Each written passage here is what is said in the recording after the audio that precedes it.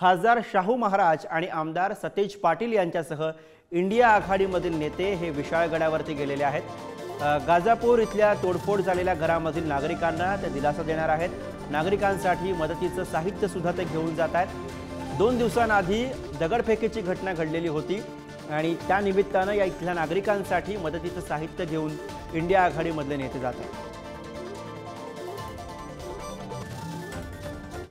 गरजेची वाटते म्हणूनच आम्ही जातोय तिथं आणि लोकांना दिलासा तिथं दिलाच पाहिजे, तो काही प्रश्न नाही आहे। कारण मी कालच सांगितलं की ज्यांच्यावर अन्याय होतो त्यांना संरक्षण देण्याचं आपलं काम आहे, आपली जबाबदारी आहे आणि ही सर्वांचीच आपल्या सर्वांची असल्यामुळे आपण सगळेजण मिळून आपण तिथं जातोय। या घटनेकडे आपण कसं पाहता? कारण आपण पाहतो शाहूंची नगरी आहे।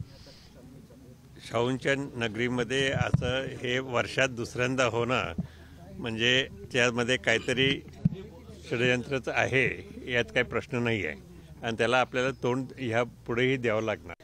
काल जर अभियोक्त्यांचा सल्ला घेऊन या सगळ्यावर जर कारवाई होत असेल तर मग ती गेले 6 महिने का केली नव्हती?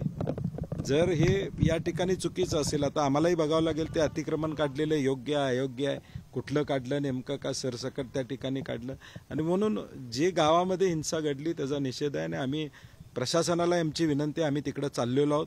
किमान 4-5 लोकांना त्या गावामध्ये महाराजांच्या सकट आम्हाला जाण्याची परवानगी त्यांनी द्यावी।